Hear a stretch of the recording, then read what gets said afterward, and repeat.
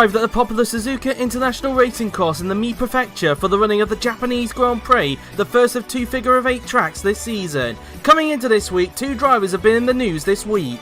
The first team news of the day comes from Renault, as after much speculation, they have announced that 2021 Formula 2 champion Ioannis Martins will be joining the team in 2023. Ioannis has had an amazing rookie season, despite this year's Aston Martin going backwards compared to last season. He currently lies 20th in the Drivers' Championship, 1 point behind Joseph Willows, and his current team Aston Martin lie 10th in the Constructors, 3 points behind Alfa Romeo. Despite Aston Martin not having a good car this season, Ioannis has been putting in some insane performances in that car, with the best examples coming from Belgium and Italy, where he was able to finish 9th in both of those races, which for a brief period allowed Aston Martin to get above McLaren in the Constructors. Ioannis will be happy to know that he'll be joining a team that in theory will be more competitive in 2023, and he'll be looking to have a brilliant first season with Renault. He will partner alongside Roman Quarg, who will remain with the team for another season. This means as a result that Jesus Perinen will be leaving the team at the end of the season, which was to be expected due to the pick order. Jesus is linked with moves to two teams, which are Mercedes and the returning Toyota team.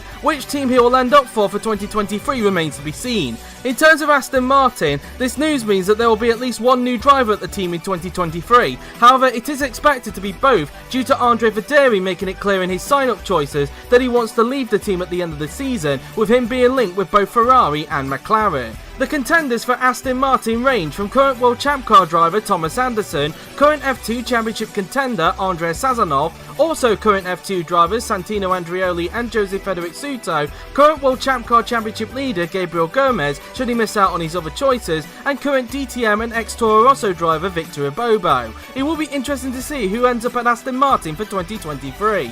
The second and final team news of the day concerns Williams, as a result of missing out on Renault, the Oxfordshire-based team have announced that German veteran Felix Sonntag will remain with the team for another season. Felix has had another good season with Williams, despite this year's Williams being the worst car on the grid. He currently lies 21st in the Drivers' Championship, 4 points behind the man he was fighting for the Renault seat with, Ioannis Martins, and his team Williams lie last in the Constructors with only 2 points to their name this season. Despite this year's Williams going backwards in their first season with Lamborghini engines, Felix has put in some good performances for the team, and even at times going beyond the car's design capabilities. An example of this came at Hungary, where he grabbed the team's first points and to date only points of the season with 9th place. Felix, whilst gutted he didn't get the Renault seat, will be happy to know that he'll still be on the grid in 2023, and he'll be hoping that the Williams next season will have a better car. The remaining question at Williams is who will be his teammate, with his current teammate Jamie Griffiths making it clear in his choices that he wants to leave Williams at the end of the season. A list of contenders emerged, which consists of current World Champ Car Championship contender and former Williams driver Julius Anderson,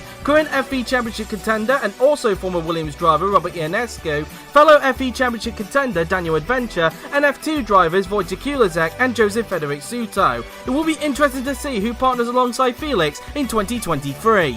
And that is it for this week's edition of the GP4 OC News. The next team news will break next week at the Malaysian Grand Prix at Sepang. Who will be announced next? Tune in to practice next Tuesday at the Sepang International Circuit in the country's capital of Kuala Lumpur.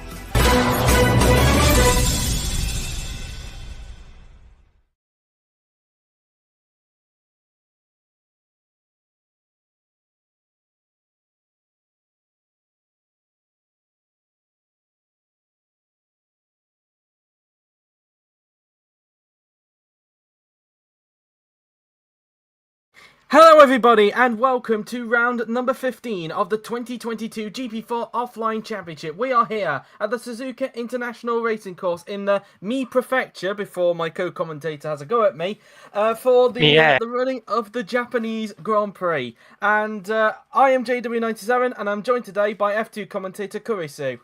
Hello, good to see you everybody. Yeah, indeed. I did pronounce that correct this time, didn't I? Mia. Close enough. Yeah. Close enough. But I think it's better than what I pronounced it previously, which was my prefecture. I think I pronounced it in the past. I think you called it because it sounds like pie.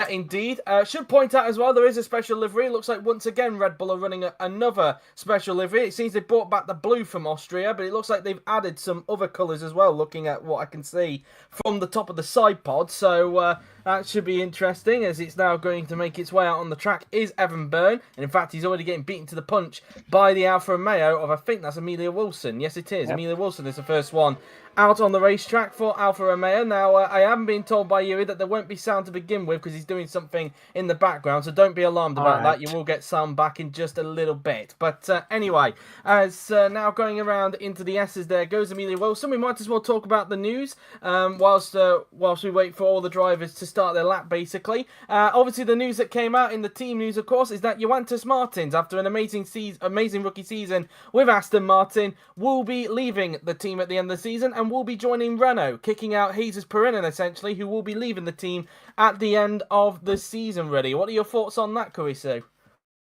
About what I expected, to be honest. About what you expected, really. I mean, Johannes, a fantastic season for him. You've got to consider, of course, this year's Aston Martin has not been the best car in 2022, of course. It's dropped backwards compared to last season. I think it's been slowly declining, really, since last season, where they dropped backwards compared to the pace that they showed in 2020. And if the trend is anything to go by, Kurisu, it is expected to possibly get worse for Aston Martin.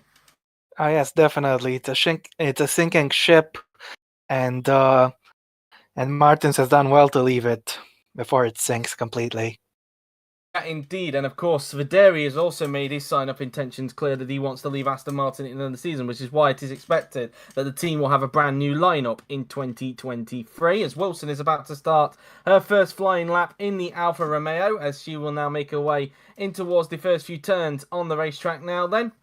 And also being followed by one of the Haasers at this stage as well. But the other news as well is that Felix Sontar will, of course, be remaining at Williams next season. And I think after Johannes got confirmed at Renault, it was no real surprise, really, that Felix would get retained at Williams. Yep, that's right. And I think the second seat isn't a surprise either, in my opinion. Well, we shall wait and see on that one. I still think it is rather a close battle for that second seat, as alluded to in the team news. I had to think there for a moment what I was talking about. But anyway, as I've just seen a glimpse there of what the Red Bull looks like. It's also brought along some green on some of the sponsors as well. So they've kind of variated between blue and green for this race here at Japan. Of course, this is Honda's home race, of course. Let's not forget here at Suzuka. Of course, they own the circuit, do Honda. So they'll be hoping to, the Red Bull will be hoping to do a good job. Of course, they had a very good race here last season, did Red Bull. I think they achieved a 1-2 finish, if I'm not mistaken, with both Garber and Rowe, but I could be wrong on that one. But yeah, who knows really if they can actually replicate that here at Suzuka. And of course, Evan Byrne will want to make it 2 wins in a row after, of course, he won the last race at Portugal. But I think it's safe to say a lot of people felt that it was kind of a lucky win for Evan Byrne that day. A little bit, yeah, I guess. But nevertheless, speaking of Honda, it's the last time they'll be racing here with 2 teams. So they'll be hoping to go out halfway on a high. Yep, indeed, as Mocho has set the benchmark of time so far. Patel has now gone to the top. Now so has Byrne, as now Carr struggling to find a way through on Jamie Griffiths, that is, not Felix Sontar, the other Williams, as it looks like Griffiths is actually having a bit of a moment going around the second part there, and Carr trying to find a way through there as they make their way up the hill. But yeah, a white, green and blue Red Bull for this weekend here at Japan, as Griffiths now then making his way towards the double left-hander. So far, Lopez at the top with a 1:28.236 at the moment at the top of the timing screens, as Mocho now then we're riding on Bournemouth right now. As, of course, also at the last race at Portugal, we did witness quite a good comeback drive from Franco Lopez, Byrne's rival, of course, in the championship, because after sustaining damage on the first lap, he put in some amazing overtakes throughout the race to get P2 in the end. Yeah, he did pretty well.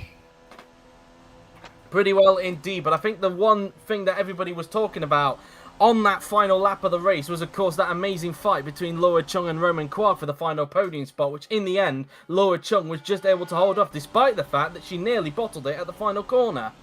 Yep, that was quite close shave, as now Griffith has gone wide, he's gone off track, and he's had a spin. On the topic of close shaves there, Griffith's going for a spin out of turn 2 there, and well, we have seen it's in the like past these guys know what we're saying in commentary. Indeed, it was a perfect timing there. But we've seen this so much in the past last season, in previous season, of course. It is easy to make a mistake into those first few turns, really. Yep, absolutely. Are only last at the moment, I've just realised. So obviously the hold up from Griffiths did not help him out at all, which is why he's down in last position at this stage of practice. As of course no practice reserve drivers to talk about for here. All the main drivers out there on track. As meanwhile Gal gets overtaken there by one of the Mercedeses. And but overall, a good weekend for Laura Chung, and she got Lamborghini's first podium since Brazil last season, really. And as a result, it parachuted Lamborghini up to 5th in the Constructors' Championship. I must say, Kurisu, that fight for 4th in the Constructors is getting very, very tense between Haas, Lamborghini, AlphaTauri and Ferrari. Well, Lamborghini team principal KSI will be delighted with that result. If you want to call him that. But anyway, as now coming around into the hairpin now then, as we look at Michael Mocho now then, who, it's safe to say, well, despite qualifying looking very promising for Mocho at his home race at Portugal last time out, he kind of fell backwards during the race. He could only muster, I think it was 9th place in the end, if I'm not mistaken. So, not exactly the performance he was looking for there. Nope, he wants to do a better job because, unlike his teammate, he is not confirmed yet to be retained, so he's going to give it his best to stay at the team. Yeah, indeed. So much. There's a lot of strong competitors to possibly partner alongside Bartosz Kloss in 2023. Will Mocho still be a part of that, or will they bring in somebody else? I mean, we know that Chung and Gal are linked with this team as well if they miss out on the Mercedes seat. So who really knows, really? But anyway, speaking of Mocho, he doesn't improve on that occasion, and he remains currently in 4th position at the moment as he makes his way through into the first couple of corners on the racetrack here at the Suzuka International Racing Course. Obviously, for anybody who is obviously heard my commentary in the past, you will know, of course, that this is obviously my favourite circuit. I absolutely love this place. It just has everything, really. A lot of character, and even in the OC, of course, it's always produced some very exciting racing, both in the dry and in the wet as well. I mean, it's usually quite a short race. Yeah, that is true. It's usually quite a short race as well because we only have 53 laps, but usually it still provides some very good action despite the short race that we have here. Yeah, overtaking is a little bit difficult, but that doesn't take away from the fact that the racing here is brilliant. Yep, it is possible to overtake. We have seen it, though, in the past. We normally see the overtake at the first part of the Degners, if I'm not mistaken. And, of course, at 130R, providing you get a good run coming out of Spoon Curve, really. And at times, you can, if you look... Okay, Kurisu. As also as well, if you're very lucky, of course, and we mainly see this when we're in the wet conditions or when somebody is in a group of cars, you can normally get a good dive bomb into the Casio chicane. So that's usually quite good as well. As Macho now making... welcome back, Kurisu. Is now Mocho making his way into the chicane. Roke trying to overtake one of the McLarens, and he looks like he's going to get the move done. Yes, he has, and there's an example of some of the overtaking zones you can get around here. We're looking at Kirishima De Rosa, and, well, McLaren finally getting some good luck at Portugal, although it did look at times like it could be taken away from De Rosa, because let's not forget he did lose his rear wing during the race from Amelia Wilson, which landed a time penalty in the end. But for De Rosa, he was able to salvage some points, and as a result, McLaren now lift themselves up to 8th in the Constructors' Championship. I think, roughly, when you look at that car, that should be where they should be, if we're being honest. Yeah, it's been a difficult season for them, but they're starting to get it together. But we'll have to wait and see if they can keep that up, of course. Obviously, Joseph Willows is determined to try and finish here at Suzuka, of course, because let's not forget the last 3 races he's been taken out on the first lap of the race, and he is determined to finally, well, finish a race for once. Yep, indeed. Every streak has to end at some point, and he hopes it can end here. Indeed so. We're looking at Jake Galloway, meanwhile, on the Ferrari. Of course, we know that he's not going to be at Ferrari next season because he missed out on the sign-up choices. Of course, a mystery in terms of who will partner alongside Chris Chatfield next season, who we know is obviously staying at Ferrari in 2023, but we obviously know that Galloway isn't. Could it be Verderi? Could it be Roke? Could it be even DeCelli, the Ferrari reserve driver? Who knows, really? It could be quite an interesting one indeed, and it could be interesting to see who ends up partnering alongside Chris Chatfield. Although you do wonder what direction Ferrari is going to be heading in 2023, if the trend for Ferrari is anything to go by, really. But yeah, obviously for Ferrari, they haven't scored points in the last 2 races now, and as a result, they have now dropped to 7th in the Constructors' Championship. And well, it's when you think about Ferrari, I mean, I know they've already finished 7th before in the past. They finished 7th in the 2020 season behind AlphaTauri, but even so, it's not where you should be seeing Ferrari at all. No, definitely not. There'll be many questions asked within the team on what they can do to improve and why exactly their season has gone this poorly. Yep, indeed, and well, they'll be hoping to see if they can try and get 4th in the end in the Constructors. Still very a close fight between those 4 teams that we alluded to a little bit earlier on, as we look at Andre Vaderi. He's just making his way out of the Casio chicane there, and Vaderi will be finishing off his lap there. Of course, we as mentioned in the news video, of course, he is obviously expected to leave Aston Martin because of the fact that he didn't put them in his sign-up choices. And of course, we mentioned he's linked with Ferrari, but also, as alluded to in that news video, he's also linked with possibly a move to McLaren should Joseph Willows move to Mercedes in 2023, along with a whole list of other drivers who could go for that seat, including the likes of Brandon Jackson, who's also potentially linked with McLaren as well. So it could be interesting indeed to see what will happen with that second McLaren seat. I mean, we know that De Rosa, of course, is staying there, as Vaderi has a bit of a moment, because it looked like the McLaren there was just overtaking him into the double right-hander there. But yeah, either way, we know that on the topic of Aston Martin, we know that Martins is, of course, going off to Renault next season, and so it could be quite a tough season for Aston Martin. We'll be interested to see who will be at that team next season. Of course, there are a list of contenders. You've obviously got the likes of Thomas Anderson in there. You've obviously got Andrei Sazonov, who's linked with there as well, who's currently doing a good job in Formula 2 at the moment. You also have as well Santino Andreoli, and of course, I think, if I'm not mistaken, there was also, I'm trying to remember from the top of my head, really. Victor Bobo. Was Victor Bobo in there, whose name's just crept up recently, and you also had, I think, if I'm not mistaken, I'm trying to think off the top of my head here, there was obviously Gabriel Gomez as well, but that could really depend really on if he misses out on his other 2 choices, really, because he has got 3 eligible choices in the sign-up, really, and that just happens to be his 3rd eligible choice. He's got 2 other choices that are in front of Aston Martin at this stage, one of them being Toyota, of course, as we alluded to earlier on. The other one, I'm trying to remember off the top of my head, really. There is another one that he's got, but I'll have to look back on that one, really. Wait, for who? Well, he's obviously... Gomez has got Toyota as one of his choices. Oh, yeah, we know Gomez. that Aston Martin is. But I'm just trying to remember who else is there. He's got another choice in there, but I'm just trying to remember which one it was. But anyway, back to the action there as we look at Chung, who's currently in, I think that's, well, it's a little bit blurry, the timing screen on the left-hand side. I think it says that she's around about 14th, if I'm not mistaken. So, yeah, was that 15th, in fact? No, it's 15th. I just had to count there a moment. Valdinger goes into 17th position, and it's safe to say for Valdinger, we might as well talk about him, who's just improved there. He's been quietly having some good races the last few races, getting some points for Alfa Romeo, and given the whole rumours about what could happen with Sauber next season in terms of lineups, he's doing, I think, everything he can to ensure he gets retained at the team next season. Yeah, pretty much. He's been having a decent run of form recently. He's finished in the points, I think, 3 races in a row now. I think it is 3 races in a row, yes. It might actually be... It could be 4 races in a row, actually. No, it is 3 races in a row. I had to think there for a moment. Yeah, it was 3 races. Belgium, Italy, and Portugal. Could he potentially make it 4 races in a row? Who knows, really? He might.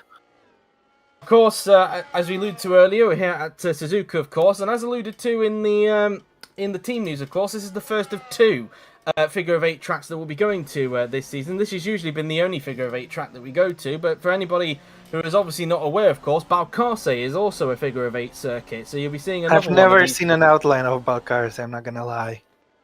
Oh, when we get there, of course, you will eventually see it, of course, but I can tell you that is also a figure of 8 circuit, so we'll be seeing a similar sort of track in terms of that, but it does have a different character to Suzuka. It's just that that's the only thing I think it really shares in terms of similarity, really. Chatfield, meanwhile, in the Ferrari, goes up into 3rd position, gets in front of Jesus Perinen in the Renault. Yep. And Perinen also had a pretty good comeback at the last race in Portimao. Also sustained some damage on the first lap of the race, but he climbed up very nicely into 6th position in the end. And he's doing everything he can really, because we know, of course, he will of course be leaving Renault at the end of the season, and it's perfect that the camera decides to go to him while we're talking about him there, as he's currently Hold in on, some I need traffic. to. Okay. As mentioned there with Perinen, of course, he's obviously leaving Renault at the end of the season, and we know he's currently linked with 2 teams, of course, which are Renault and Toyota. Not Renault, Mercedes and Toyota, really. Welcome back, Kurisu. So they are the 2 teams that he's, of course, linked to, really. But whether he'll end up at Mercedes or Toyota, it's a little bit of an unknown at the moment in terms of which team he may end up with for 2023. I think he's going to go to Mercedes. That's what people seem to think, but of course, we'll have to wait and see how the next few weeks pan out, of course, because as we know, there is a long list of contenders for Mercedes for next season, of course, including the likes of, well, obviously Amar Khan if he misses out on Red Bull, but also you've got the likes of, as mentioned, Jesus Perinen, you've also got Laura Chung, as we alluded to earlier on, Miklos Gal, and even Joseph Willows is a contender for Mercedes as well, so it could be very, very interesting to see where Perinen could end up going to in 2023, really. We're currently running on board with Jake Galloway. He's just coming around the 130R now and now making his way towards the Casio chicane. And hopefully, guys, we don't hear any more crackling in the sound like we did yesterday. For anybody who watched the World Champ Car meeting yesterday, there was quite a few crackling sounds in the both the music and even the commentary at times, and even the game audio. So, obviously, Yuri has been playing around with the settings a little bit, and hopefully we don't get any more crackling today. It's just a weird I hope thing it'll be that happened. okay. Hopefully it will be, but we'll have to wait and see, really, as Martins just makes his way around the long swooping right-handers. He's currently holding up a Haas and a Mercedes at this stage now then, as we have just over 23 minutes to go in this practice session. Of course, let's not forget as well, we do obviously have Formula E after the qualifying session as well, which is taking place at Mazzano, of course, the third to last race, and then, of course, next week will be the penultimate race for Formula E in 2022, and, of course, it will mean that somebody will have their first chance to win the title, but whether it will be a more or less likely chance to at Dubai next week, we'll have to wait and see on that one, really, but, yeah, that's kind of that, really, as we now look at Jake Galloway. He's just swooping around the long swooping right-hander now then, as Chung gets overtaken there by one of the Red Bulls there. Not sure which one it is. I think that's actually Roke, isn't it? Because it's got Honda on the back, so that will be George Roke. That's going up the hill there as we look at Laura Chung now then. Is just making her way out of the hairpin there, trying to keep up with the Red Bull as best as possible, as we have just under 23 minutes to go in this session. But a good haul of points for Lamborghini in the end with that podium that Laura Chung got at Portimao. For Rahul Patel, though, he did have some very good pace, it's fair to say. If he looked on the fastest lap chart at the end of the race, he was 5th quickest, so he could have potentially fought for a podium. But he and Martins decided to have a clash at the hairpin. Yep, unfortunately so. It was very unfortunate indeed, and hopefully Patel will look to bounce back here at Suzuka, as he's looking to try, of course, save his chances of being in the top class next season, because we do know, of course, that he has made it clear, along with Laura Chung, that he wants to leave Lamborghini at the end of the season. Of course, he is linked with Sauber, of course, for next season is Rahul Patel, but there is, like as we alluded to a little bit earlier on, Kurisu, there is a long list of contenders who could be at that Sauber team next season. I guess Rahul won't be riding in his Lamborghini next season. Well, I think judging from the comments that he's been saying quite a bit about the team, I think he'd be happy to get away from there. So, that's that really is. Now we look at Bartosz Kloss now. Then he's just trying to find a way through on one of the Alfa Romeos there around the 130R.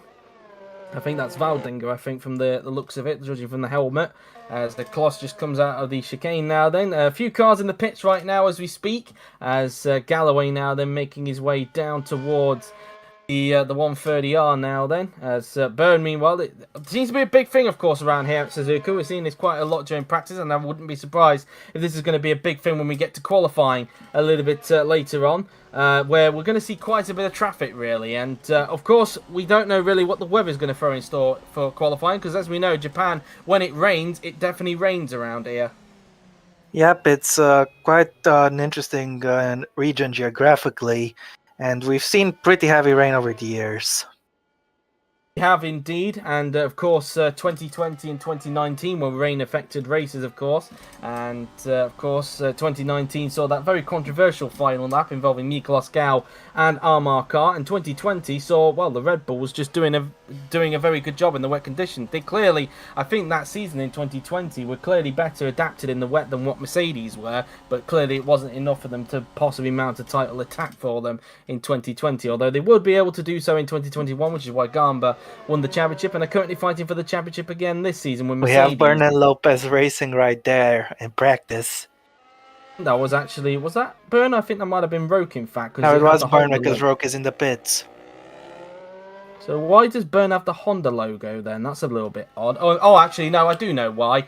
No, I'm being stupid there. I do know why. Because it's obviously Honda's home race, it obviously makes sense to have both the wings have Honda on it. I'm going to presume that maybe Evan's probably planning for when we go to COTA in a couple of weeks, and he might put a Cura on both of the rear wings. So we'll have to wait and see on that one. But anyway, as they now make their way towards the 130R, and I wonder if he'll also do what George was requesting with the Asda logo, perhaps, which is to change it to Walmart when we get to the American races. We'll have to wait and see on that, as Lopez, meanwhile, comes into the pits. And so that's that, really. We now look at Ioannis Martins now. Then he's making his way up the hill, as so far currently finding himself in 20th. So far, the Aston Martin's only 20th and 21st so far in this session, so they're not really getting up to speed at the moment. The tyres, of course, we're using for this race, for anybody curious at Suzuka, will be the hard tyres. And given that Yui made a little tweak to the strategy, to the whole strategy thing at Portimao, I wonder what the hard tyres are going to be like around here at Suzuka with that little tweak that he made at Portimao. But we'll have to wait and see on that when we get to the race tomorrow. Yeah, it should be interesting. Obviously, the hard tire doesn't always produce the most entertaining races, but I guess it's the most realistic.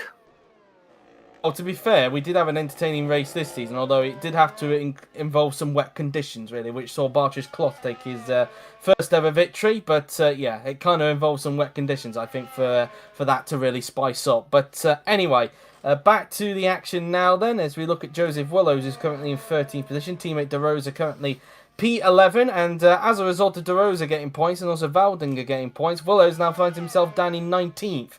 In the Drivers' Championship, which is the lowest he's ever been in a Drivers' Championship, and well, it's looking like it could be his worst ever season. Well, I think it's 100% is going to be his worst season in the top class. Not from his performance perspective, but I would imagine in terms of how the season has gone. Really, just to how bad the McLaren has been this season, as he just improves to go into P11. But yeah, in terms of this season for McLaren, the one-lap pace has been nowhere for the team. In the race, they've been even good, but anytime they've shown any good race pace, their car either breaks down or their suspension decides to let go.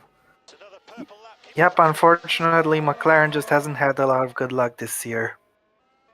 Nope, definitely not, and this season I think it's definitely going to be a write-off for the Woking-based team. Whether or not Joseph Willows will still be at McLaren next season is going to be another question. We just see Quag there overtaking his own teammate Perinen into the first corner. I wonder if he's on fresher tyres perhaps compared to Perinen or not. That's a question, as well as he's currently up on his personal best in the first sector. So we're just over 17 minutes to go then in this practice session. This is what the leaderboard looks like. Lopez at the top with Byrne in second. Only 8 thousandths behind Lopez, I should point out. Roke in third with Chatfield in fourth. Perrin in fifth. Carr in 6th, Mocho in 7th, with Patel in 8th, Cupot 9th, Gal in 10th, Willows 11th, Kloss all the way down in 12th at the moment, exactly a second off of Lopez, as the Renaults keep trading places there at the moment. De Rosa 13th, Galloway 14th, Chung 15th, Quag in 16th, Sontag 17th, Valdinger in 18th, Wilson 19th, Martins 20th, Federi 21st, and Griffiths in 22nd position. Griffiths so far the only driver to be over 3 seconds off the pace, and both the Aston Martins currently well, unless you want to count Griffiths, but he's over 3 seconds. The two Aston Martins over 2 seconds off of Lopez, really. The top 19, 1.9 seconds covering them at the moment, as Willows loses time in the last sector and does not improve on his 11th position. So clearly he must have found some time in that last sector to be able to do that improvement in the first place, as we currently ride on board with the McLaren driver. Valdinger goes up into 14th meanwhile in the Alfa Romeo. And so we might as well talk about as well, we might as well talk about from the last race as well, one of the other talking points, not just the battle that we had between Chung and Quag at the end of the race, but also the clash between Amar Khan and George Roque. Ironically, both of them fighting for that second Red Bull seat alongside Evan Byrne. And that's why I think that crash was personal. Perhaps indeed, if you want to believe the conspiracy theories. But yeah, for Carr, really, it was kind of a disaster really, that happened to him, because I think it's safe to say that the pace that he was showing in that race, I think Carr could have easily have won that race rather than Byrne. Yeah, definitely. But once again, a driving error from him has put him out of the running. Yeah, indeed, and still, as we sit here right now in round 15 of the championship, both Carr and Roque are still yet to get a victory this season. They've just not been able. And if Carr had finished the previous two races, he'd be right there in the championship hunt, but now he's a long way behind. Yeah, indeed, and I think even Carr himself has potentially written himself out of the championship this season. I think he believes it's just between Byrne and Lopez this season, so... but who knows, really? We'll have to wait and see. Of course, Byrne was able to reduce the gap somewhat to Lopez in the championship, but the gap is now obviously 19 points between the pair of them in the Drivers' Championship as Coupot tries to find a way through on the Aston Martin there into Spoon Curve, but not able to pull the move off there at that point in time. So we now ride back on board with Joseph Wellows in the McLaren as he's just making his way through into the S's now then, and now around the long swooping right-hander we go. And then up the hill through the left-hander now then will go Joseph Wellows as he now will see what the middle sector looks like compared to his personal best. And he's down on his personal best at that point, and I think that's 5 tenths off of Lopez in the first sector if I'm not mistaken there. It's just a little bit blurry for me at the moment, but it looked like a 5. But anyway... that's pretty much that. In fact, the top 3, in fact, I pointed out that Lopez and Byrne were only 8,000 separating them, but in fact, Roque is not that far behind either. He's actually 77,000 behind Franco Lopez at the minute, as Chung tries to find a way through on the Ferrari here into the first corner, that being Jake Galloway, and actually pulls the move off. And so far this season, Kurisu, on the topic of Lamborghini, they've scored points in every single race so far. Can they potentially keep it up here in Japan? Because if they can keep that up, that could really help their bid to try and get 4th in the Constructors' Championship. It's definitely possible, but you never know until the main show happens itself. Yep, indeed, and might as well talk about, whilst there's not really much going on the track, of course. For anybody who's unaware, obviously yesterday the 2023 Formula 2 sign-ups officially closed, and of course that means nobody else can sign up and nobody can edit their choices, of course. And of course, as per usual, the driver lineup for Formula 2 will be revealed at the finale, of the Top Gas finale, which will be at Abu Dhabi this time via the GP4 OC News. And I think this time we should get Kurisu back to do the voice, because I think I've found a way to get a voice recording of Kurisu's end. So that's that. So perfect. Perfect indeed. As so that's that really. As Gal now then just coming around Spoon Curve now then. As we have just under 13 minutes to go as Griffiths improves, but he's still down in last position. And, well, I think it's safe to say for Griffiths, Kurisu, this season has just been an absolute disaster for him. No better way to put it. It's just not been his season at all. And you could say the same thing about Amelia Wilson as well, because, well, the pair of them have been involved in numerous incidents this season, and a lot of people have been pointing it out quite a bit, it's fair to say. And, well, it just seems that given that obviously Griffiths has made his... I mean, we know that Wilson is retiring at the end of the season, so you could safely say... Before the end of the season, of course. I mean, this is her third to last race, let's not forget, because her final race will come at Kota. And hopefully by the time... Obviously, we should hopefully within the next week or two, we should be able to get a confirmation as to who will be replacing Wilson for the final 4 races of the season. Will it be Gabriel Gomez, or will he be sticking it out for World Champ Car? Because as we know, of course, he is currently in contention for the World Champ Car Championship along with Julius Anderson. And I think as well, you could say in a way Adam Wolf and Florian Volker, but I think it's mainly between those two, if I'm being totally honest at the moment, judging from what we saw yesterday in the Monza race. But we'll have to wait and see really. There has been a bit of a question mark for the last few weeks in terms of whether or not Gomez would actually accept it or not, but we'll have to wait and see on that one, really. Byrne, meanwhile, is coming into the pits at the end of this lap, as it looked like he was getting held up there by one of the Hassers. We run on board with Jamie Griffiths now, then, who crosses the line and does not improve. Of course, he has made I know one person who won't get the Alpha seat for sure. Alpha's not in the... Well, it's going to be Sauber next season, but... I know, but I mean, to replace Wilson for the last few races, I know who will not get it. Cuca Beludo. Oh, well, yeah. I think we know why. Yeah. Anyway, as I was on the topic of Jamie Griffiths, as I actually kind of got sidetracked a little bit there. But yeah, he obviously... Yeah, sorry about that.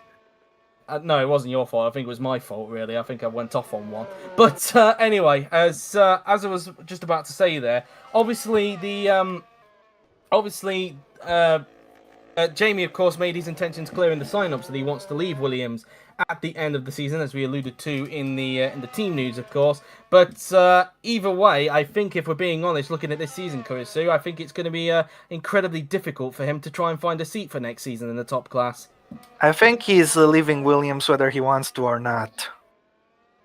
He wants to leave Williams, but whether he leaves the top class is another question. It's we'll have to wait to see on that. I think he'll really, if he wants to have any chance of going back of being in the top class next season, he really needs to start putting in some good performances. Really, otherwise he could be in a bit of trouble here. But anyway, I think the only thing that can save Griffiths' chances is a race win. Perhaps indeed. I mean, if he pulls some kind of Malaysia-esque, 2020-esque performance, then perhaps indeed. Anybody, of course, let's not forget, he's currently the last Williams driver to date to get a podium for the team, of course. Anybody remember that Malaysian Grand Prix of 2020, which I think a lot of people agreed that was probably the best race of 2020, the return of Sepang. And, well, yeah, and obviously it saw, Franco Gama do one of the best... drives to victory we've ever seen in the OC, and we also saw Jamie Griffiths just hold on to the podium in that race. But yeah, I think in terms of this season with Griffiths, that just seems a very long time ago, really. And who knows really if he's going to stick it out for 2023, but we'll have to wait and see. As we have just over 9 minutes to go in this practice session, as Galloway tries to find a way through on Laura Chung there into the double right-hander, and that's that really. But yeah, as they now make their way up the hill towards the hairpin, as we look at Roman Quagg improves to go 13th for the moment, Peru in 5th. So once again, as we've been alluding to for the last few weeks, the Renault's clearly struggling with consistency at the moment. You always get one Renault that's up there and the other one that's just seemingly either just in the cusp of the top 10 or outside of the top 10, and it just never seemed to be a consistent balance between that team.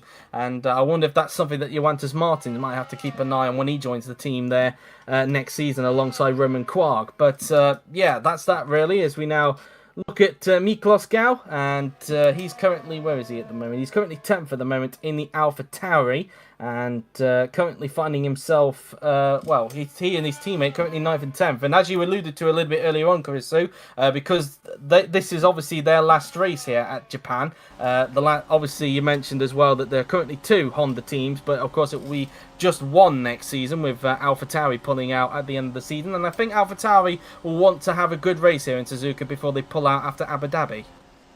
Yep, indeed, and they'll be hoping for a good effort here. They have a good car, but the only question is what can they do with it. I think the best way for them to go out on a high would be for them to get 4th in the Constructors' Championship. I think that would be the best way for them to actually achieve that. But whether they will or not remains to be seen, of course. And I am very curious as well when we get to the end of season test, because what's going to happen, really. Because I don't think... I would imagine, because what we saw last season, of course, with McLaren, of course, they obviously tested what I'd like to call an alpha version of their BMW engine. It was actually on low power, really, was that BMW engine during the test, really, and I guess it was the hype surrounding BMW kind of died when we got to pre-season testing, really, because whilst it looked positive to begin with De Rosa up in 2nd place, I think you could say in a way that was down to the changeable conditions last season at that end of season test. But I would imagine perhaps, could we potentially see, I don't know, maybe Toyota taking part in the end of season test, or will we still see AlphaTauri? I guess that will be a mystery to find out in a few weeks' time, I guess. When it would be nice to see AlphaTauri get a proper send-off. We'll see. But anyway, obviously we'll find that out in due course, of course, because like last season, Yuri will, of course, reveal the lineup, I think, a couple of days before the test begins. So, Yeah, that's that really. As Yeah. Mikolas Gal now then making his way into the Cassius chicane with 6.5 minutes to go. And one more update then in terms of the leaderboard before we get to the end of the session then. I think that says 6, or does that say 5? No, that says 6. It's just come up clearly now. So it's Lopez at the top with Byrne in second, Roke in third, Chatfield in fourth, Perinin in fifth, Carr in sixth, Mocho in seventh, and Patel is in eighth with Kupok ninth, and Gal in 10th, and Kloss is in 11th with Jake Galloway in 12th, and it is Roman Quarg in 13th position with Joseph Willows 14th, Laura Chung 15th, Kirishima DeRosa 16th, Bence Valdinga in 17th with Joantas Martins in 18th, Amelia Wilson 19th, Felix Sontag in 20th with Andre Videri 21st, and Jamie Griffiths in 22nd position. So, yeah, that's that really. As Gal now they're making his way towards the double right-hander now then, as he now makes his way towards the section of corners now then. Okay. Are we allowed to mention that, Yuri, by any chance, given that you've sent that to us in the little DM there? We're gonna We can say. Okay, so Yuri has given a little hint about the end of season test. Alpha Tauri will indeed run at that end of season test. Yuri has confirmed there, so we won't be seeing Toyota at that end of season test. But he has said, as a little bit of a hint, there is a little bit of a twist in store for them in that end of season test. What They're that going is, to run with a Toro Rosso livery, aren't they? I don't know, of course. Yuri's kept that one a secret, really. I honestly don't know either what's being planned there, but I guess we'll have to wait and see when we get there, of course. I actually honestly don't know what's in planned there for AlphaTauri's final running in the top class before they leave. But anyway, as we now look at Mikolas Gal now, then he's getting held up by the McLaren that was going into the pits. We have just under 5 minutes to go now then. In this session, Carr, surprisingly enough, seemingly the odd one out in terms of the Mercedes and Red Bulls at the moment, because he finds himself so far behind both Chatfield and Perinin at this stage of practice, really. Kloss in 11th place, Mocho looking good again, looking at some very good pace. I wonder if he's keeping up that one lap pace that we saw from him at his home race at Portimao last week, but we'll have to wait and see on that one, as Gal just makes his way around the left-hander now then, as they now make their way now then in towards the as we now look at Evan Byrne. In fact, as I was just looking what was going on in the stream chat there, as he's currently getting held up by one of the Aston Martins at the moment. Byrne currently in second place, and he was obviously getting held up by traffic earlier on, and it looks like as we alluded to, this could be a thing to look for in practice, really. In qualifying a little bit later on. And also as well, I forgot to mention this as well, because apart from the livery, Byrne does actually have a special helmet for this race to commemorate the fact that we are at the Japanese Grand Prix. He's currently installed in the wrong way, but it should be the right way around when we get to qualifying, really. So, yeah, that's that, really. So, that should be fixed before qualifying, of course, as speaking of which, he just has a lock-up and nearly lost the back end there going into the hairpin. Wow. Nicely well held there from Evan there, and that won't have done his tyres any good. Nope, definitely not, but it's just practice. No one really cares about the tires in practice.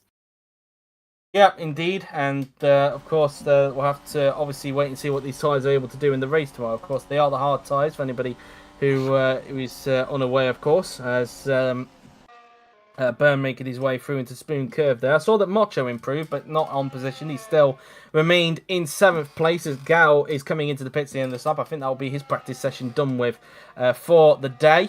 And so he would have done enough mileage in that car, and he'll be hoping for a good result here at Suzuka. Of course, he won here in 2020, as mentioned earlier on in the wet conditions. But unless we have a Belgium 2022-esque sort of conditions where we saw Kloss winning a race in a midfield car, I'm going to be honest, I don't think I'll see Gal winning a race this season. But you never know, of course. I mean, if he does, then perfect send-off for AlphaTauri, you could say, if he was able to pull that off. But I think he'll need the sort of conditions that we had in Belgium a few races ago for that to happen. Yeah, pretty much. As we now look at Gal now, then he's just making his way around the long swooping right-hander. 2.5 minutes to go now then in this session as we're getting to the closing stages. DeRose is the only one in the garage at the moment, so 21 cars currently out on track as we speak. Soon should be 20 though, because of course Gal is coming into the pits at the end of this lap. As currently Lopez at the top with a 127.883 at the moment. Only 77 thousandths cover the top three at the moment of Lopez, Byrne and Roke at this stage, as the Hungarian makes his way through the 130R now then.